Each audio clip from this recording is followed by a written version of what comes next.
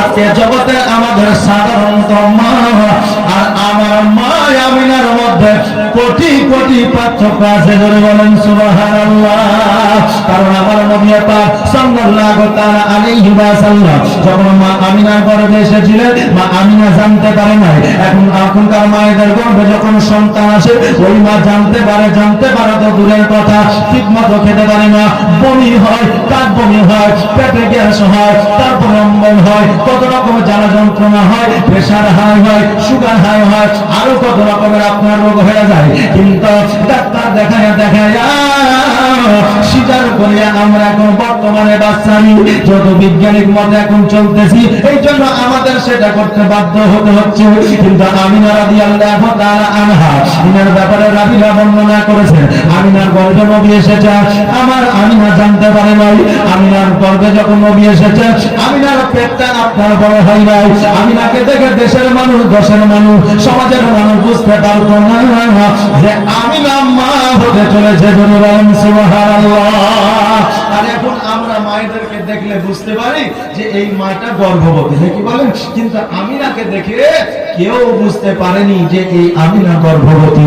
বাবাজি ভাইরা, আমিনা রাদিয়াল্লাহু তাআলা আনহা আমার নবীজিকে লইয়া জীবন যাপন শুরু করলেন।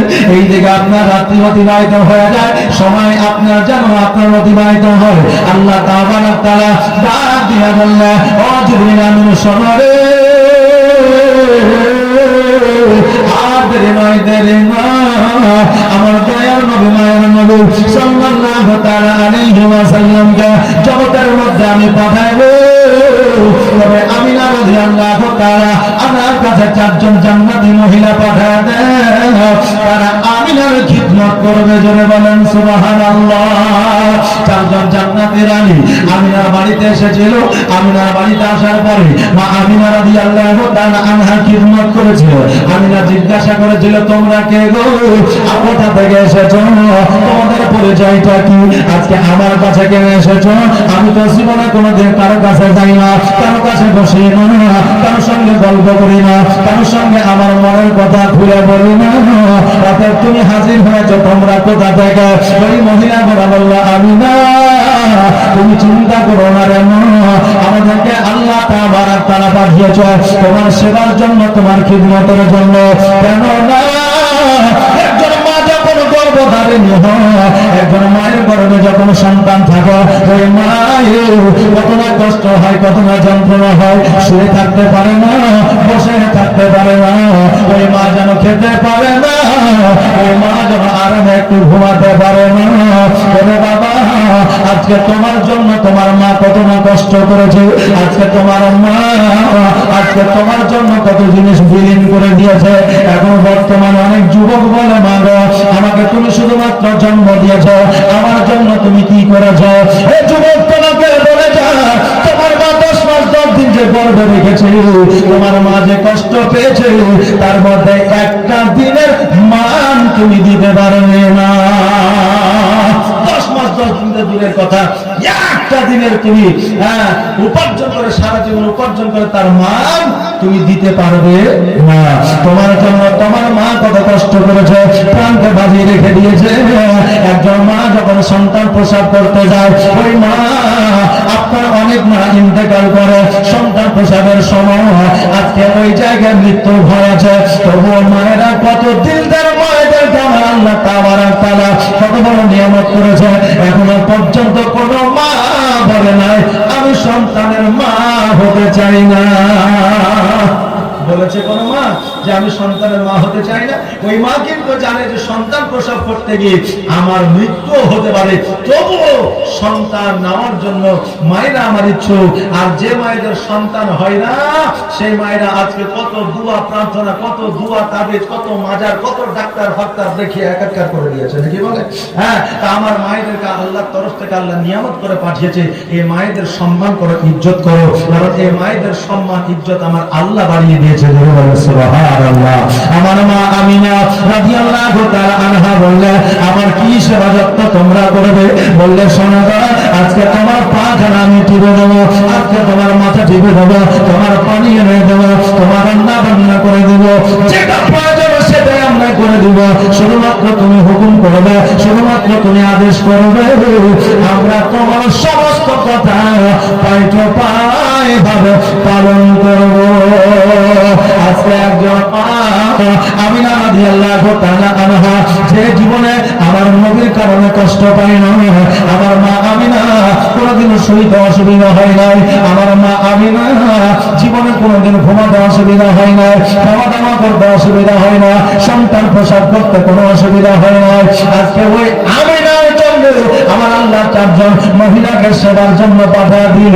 আর আজকে বর্তমানে কিছু শ্বশুর পরিবার আছে, একজন মহিলা যখন গর্ভবতী হয়ে যায় ওই মহিলাকে বলেছে ডাক্তার রেস্টের জন্য, কিন্তু আপনার শ্বশুর শাশুড়ি বা হয়তো তার স্বামী ওই গর্ভবতী মহিলাকে কাজের জন্য প্রেসার দেয়। অনেক পরিবার আছে না নাই? এর জন্য কিয়ামতের দিন তোমাকে জবাব দিতে হবে, কারণ বিবিরা গোলাম নয়, তোমার জন্য রহমত জরুরি। সুবহানাল্লাহ। বিবিরা গোলাম নয়, তোমার জন্য রহমত, আল্লাহর তরফ থেকে তোমার জন্য নিয়ামত জরুরি। সুবহানাল্লাহ। ও বাবার ভাইরা, আজকে মা আমিনা রাদিয়াল্লাহু তাআলা আনহার জন্য যদি সেবক পাঠাতে পারে আমার আল্লাহ, আজকে আমাদের বর্তমানে নারীরা যে কষ্ট পায় ওই নারীদেরকে খবরদার, যতদিন সন্তান প্রসব না হইবে ততদিন পর্যন্ত কাজ কর্ম করাইবেন না। তাই বলে গর্ভে সন্তান নিয়ে যে সারাদিন শুয়ে শুয়ে মোবাইল দেখবে সেটাও যেন না হয়, যে শুধু মোবাইল দেখবে ফটিক আর রফিক আর শফিক, তাইলে হবে হবে না। কারণ গর্ভে সন্তান থাকলে একটু শরীর চর্চার দরকার আছে। আসেন একটু জীবনের দিকে আগিয়ে যাই। আমার মা আমিনা রাদিয়াল্লাহু তাআলা আনহা একদিন সকালবেলা আপনার বাড়ির মধ্যে আপনার বসে আছে, আমার বাড়ির মধ্যে বসার পরে আপনার ফারিস্তারা যেন আমার আমিনাকে যেন শুভেচ্ছা জানাচ্ছে। আমিনা বলতেছে কিসের শুভেচ্ছা?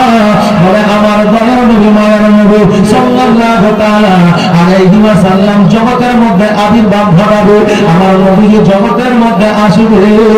আমিনা রাদিয়াল্লাহু তাআলা আনহা উনি জানতে পারলেন, বুঝতে পারলেন নবীজি জগতের মধ্যে আসবে, কিন্তু কখন আসবে এটা আমিনা বুঝতে পারেন না। বাবার নবী নম্বর 570 খ্রিস্টাব্দে নবীজি এসেছিলেন।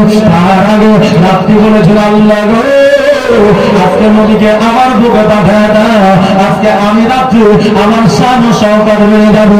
দিন বলেছিলাম আমার বুকে নবীকে পাঠায় দাও, আমি দিন আমার শান সহকার হয়ে যাবে। আল্লাহ বলে রাত্রি দিন আমি আল্লাহ আমার মহিমা বোঝানোর দা, আমি আল্লাহ আমার নবীকে এমন একটা সময়ে পাঠাবো যেই সময়ে রাত্রিও হবে না দিনও হবে না, ঠিক মিডিল পয়েন্টে পাঠাবো। যেই সময়টা নাম হলো আপনার সুরেশ আবেগের সময়, ওই সময় আমার নবীকে পাঠাইবো যেই সময়টা রাত্রিও দাবি করতে পারবে না, দিনেও দাবি করতে পারবে না। আমিনা রাদিয়াল্লাহু তাআলা আনহা রাত্রিবেলায় যেন আপনার বিছানায় শুয়ে গেলেন। আমার বাবার ভাইরা আব্দুল মুত্তালিব রাদিয়াল্লাহু তাআলা আনহু সময় সাথে গেল সময় মসজিদে যেন বসে আছে, কাবা ঘরে যেন বসে আছে। হঠাৎ করে আব্দুল মুত্তালিব রাদিয়াল্লাহু তাআলা আনহু লক্ষ্য করে দেখলেন যে এত মস্ত বড় কাবা ঘর শক্ত পাথর দিয়ে তৈরি করা, ওই কাবা যেন আমার ঘরের দিকে নৌকে গেছে, ঝুঁকে গেছে। জোরে বলেন সুবহানাল্লাহ। আব্দুল মুত্তালিব রাদিয়াল্লাহু তাআলা আনহু চিন্তা করে আল্লাহ এত সম্পদ এত তরতাজা করে এই কাবা ঘরকে বানিয়েছেন হযরত ইব্রাহিম আলাইহিস সালাম, হযরত ইসমাঈল আলাইহিস সালাম। আজকে কাবা ঘর কেন ঝুঁকে গেল? আব্দুল মুত্তালিব জ্ঞানী মানুষ ছিলেন, উনি বুঝতে পারলেন, জানতে পারলেন আল্লাহ আজকে হয়তো কাবা আমিনার বাড়িতে চলে এসেছে, এই জন্য কাবার দিকে ঝুঁকে গেছে। জোরে বলেন সুবহানাল্লাহ।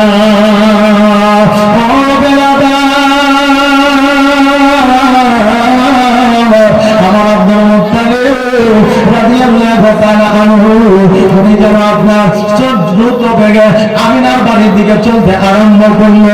হঠাৎ করে দেখতে যেন আমিনার দরওয়াজার সম্মুখে দুইটা যেন সিকিউরিটি দাঁড়িয়ে আছে। আব্দুল মুত্তালিব চিন্তা করে, আল্লাহ, আমিনা রাদিয়াল্লাহু তাআলা আনহা, আমি ছাড়া দ্বিতীয় আর কেউ না। আজকে আমি ছাড়া তাকে ডাকার মতো কেউ না। আজকে আমিনার দরওয়াজার সম্মুখে দুইজন দারোয়ান কারা দাঁড়ায়া আছে। আব্দুল মুত্তালিব রাদিয়াল্লাহু তাআলা আনহু ঘুরে ঘুরে পায়ে যাওয়ার পরে বললেন, ও আল্লাহর বান্দা, তোমরা কে আমিনার বাড়ির সম্মুখে দাঁড়িয়ে আছো? তোমাদের পরিচয়টা কি? তোমরা কিসের জন্য দাঁড়িয়ে আছো? তারা বলল, শোনো আব্দুল মুত্তালিব, আমরা হলাম আল্লাহর ফেরেশতা, আজকে এখানে এই জন্য দাঁড়িয়ে আছি। আখেরি পয়গম্বর মুহাম্মদুর রাসূলুল্লাহ সাল্লাল্লাহু তাআলা আলাইহি ওয়াসাল্লাম জগতের মধ্যে এসেছে, এই জন্য আমরা তাকে পাহারা দিতেছি, আমরা দারোয়ান হিসেবে দাঁড়িয়ে আছি। আব্দুল মুত্তালিব, আমার নবীজি শুভে সাদেকের সময় এসেছে। আল্লাহর ফেরেশতারা আজকে থেকে নিয়ে সাতদিন পর্যন্ত দর্শন করবে, তারপরে জগতের মানুষ আমার নবীজিকে দেখবে। জোরে বলেন মারহাবা। সকল ফেরেশতারা দর্শন করবে, তারপরে দুনিয়ার মানুষ দেখবে। আব্দুল মুত্তালিব বলে, শোনবে, আমার পতাকা আমি 7 দিন পরে দেখব, এটা কোনোদিন হতে পারে না। জন্মরে যখন আমিনার বাড়িতে প্রবেশ করতে যাবে, রবি বর্ণনা করেছে আব্দুল মুত্তালিবের মাথায় আঘাত করা হয়েছিল। রবি বর্ণনা করেছে না না না, আব্দুল মুত্তালিবের মাথায় হাত বুলিয়ে দেওয়া হয়েছিল। আর হাত বুলিয়ে দেওয়ার কারণে আব্দুল মুত্তালিব 1 দিন নয়, 2 দিন নয়, 3 দিন নয়, 4 দিন নয়, 7 দিন পর্যন্ত অজ্ঞান হয়ে জমিনের মধ্যে শুয়েছিলেন। যারা বলেন সুবহানাল্লাহ। ও বাবাজি ভাইরা, আব্দুল মুত্তালিব রাদিয়াল্লাহু তাআলা আনহু অজ্ঞানভাবে আপনার ওই জগতের মধ্যে জমিনে আপনার শুয়ে আছে। আর আসমান থেকে মা আমিনার বাড়ি পর্যন্ত আল্লাহ তাবারক তাআলা সিঁড়ি নামিয়ে দিয়েছে। আর ওই সিঁড়ি দিয়ে মা আমিনার বাড়িতে ফেরেশতারা যেন আসে, আর আসার পর নবীর সামনে যেন সালাত ও সালাম পড়ে, নবীর সামনে যেন দরুদ পড়ে, আর আমার নবীজিকে দর্শন করে।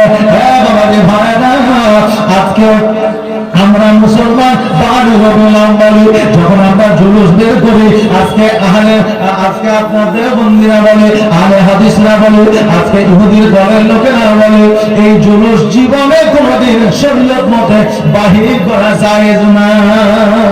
বলে কি বলে না? এই বাবারা শুনে নাও, আজকে যে আল্লাহর ফেরেশতারা নবীর সামনে জুলুস বের করেছে, আজকে থেকে 1442 হিজরি আগে, তা আল্লাহর নবীর সামনে যদি আল্লাহর ফেরেশতারা জুলুস বের করতে পারে, আমরা মুসলমান হয়ে কেন পারি না? সেই দিন জুলুস বের করেছিল, তো সেই দিন জুলুস বের করেছিল। আর তারা কি বলতেছিল? আসমান থেকে যখন মা আমিনার বাড়িতে পৌঁছাতে ছিল, তো বলতেছিল, আসসালাতু আসসালামু আলাইকা ইয়া রাসূলুল্লাহ। আজকে আমাদের ভাষায় নয়, আজকে আল্লাহর ফেরেশতারা পর্যন্ত নবীর সামনে দরুদ পড়ে। জোরে বলেন সুবহানাল্লাহ। বাবাজি ভাইরা, শুধু এটাই নয়, আজকে আমরা জুলুসের দিন যে পতাকাটা নিয়ে ঘুরি, একটা পতাকা থাকে না, পতাকাটা নিয়ে ঘুরি, ওই পতাকাটা আমরা কোথা থেকে পেয়েছি? আমাদের কোন মন্ত্রী, কোন এমএলএ, কোন নেতা, কোন আলেম, কোন ওলামা, কোন মুজাদ্দিদ, কোন ওলি, কোন পীর সাহেব, কোন পয়গম্বর দিয়েছে এই পতাকা? পতাকাটা কে দিয়েছে? আল্লাহর ফেরেশতারা বলেছিল, আল্লাহ গো, আমরা যে মা আমিনার বাড়িতে যাব, মা আমিনার বাড়ি আমরা কেমন করে চিনব? আল্লাহ তাবারক তাআলা বলল, ও জিবরিল, যাও যাও যাও, জান্নাত হইতে একটা সবুজ পাতার পতাকা নিয়ে চলে যাও, আর ওই পতাকাটা মা আমিনার বাড়িতে গেড়ে দাও। ওই পতাকাটা লক্ষ্য করিয়া আমার সমস্ত ফেরেশতারা আমার নবীকে দর্শন করবে। আর ওই পতাকা সেই দিন থেকে চালু আছে, আজ পর্যন্ত জুলুসের পতাকা চালু আছে। সুন্নি যতদিন থাকবে ততদিন জুলুস চলবে। এক কথায়, এখন থেকে নিয়ে, কাল থেকে নিয়ে, পরশু থেকে নিয়ে আখের পর্যন্ত সুন্নিদের অন্তরে নবীর প্রেম জেগে থাকবে। জোরে বলেন সুবহানাল্লাহ। নবীর প্রেম যদি না থাকে, থাকে জগৎ চলবে না। আজকে ফারাজি লামা জাবি ওয়াহাবিয়াদেরকে জিজ্ঞাসা করেন, তোমাদের নেতাকে, তোমাদের গ্রুপে, তোমাদের মূল মালিককে, তারা বলবে যে গাঙ্গুহি, আঙ্গুহি, সাঙ্গুহি, দেখি বরবটি, টরবটি এরকম নাম বলবে।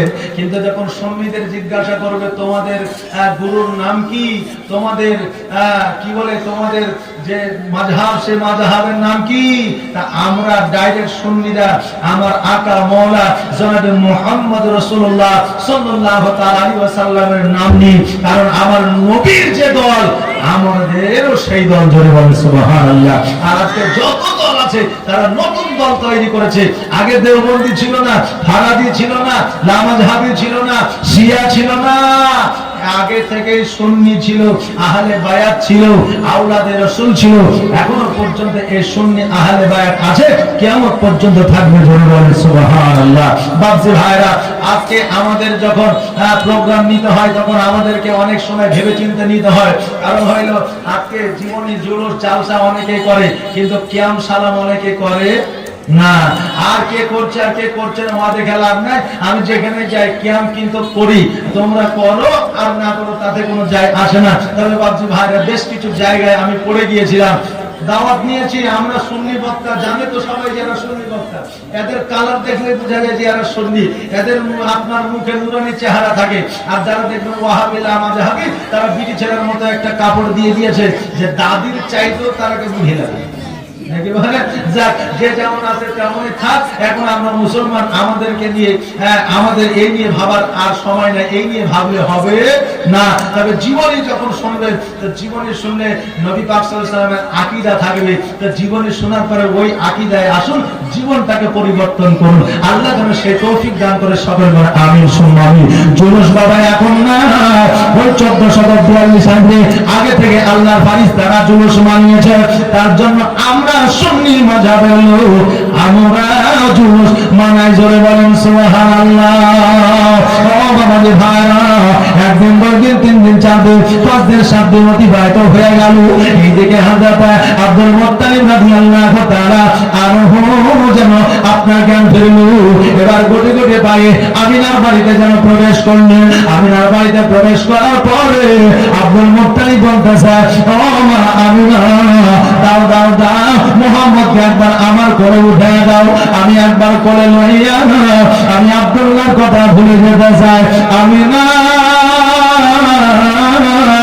আজকে আব্দুল্লাহর কথা এত মনে পড়ে রে। আজকে মুহাম্মদকে কোলে নিলে পরে আজকে আমার প্রাণ মন ভরে যাবে। জোরে বলেন সুবহানাল্লাহ।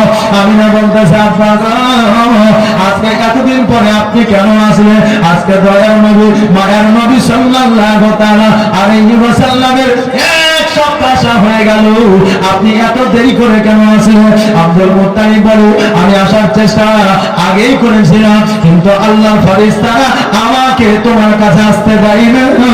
আমি 7 দিন পর্যন্ত অজ্ঞান হয়ে আমি জমিনের মধ্যে পড়েছিলাম। আমি না বড় বড় মা, আজকে তোমার কি কোনো অসুবিধা হয়েছে? আজকে তোমার কি কোনো কষ্ট, যন্ত্রণা, ব্যথা, বেদনা তুমি কি পেয়েছো? আমি না বলে, আব্বা আজকে আমি খোদার কসম করে বলি, আমার কোনো রকমের কষ্ট হয় না। রাবিরা বর্ণনা করেছেন, মা আমিনা রাদিয়াল্লাহু তাআলা আনহা বলেছেন, আমি লক্ষ্য করে দেখলাম যে একটা নূর আমার পেট থেকে যেন বাইর হয়ে জগতের মধ্যে আলোকিত হইল। আর ওই আলোকিত হওয়ার সঙ্গে সঙ্গে আমার সন্তান মুহাম্মদ রাসূলুল্লাহ সাল্লাল্লাহু তাআলা আলাইহি ওয়াসাল্লাম যেন আগমন করল। জোরে বলেন সুবহানাল্লাহ।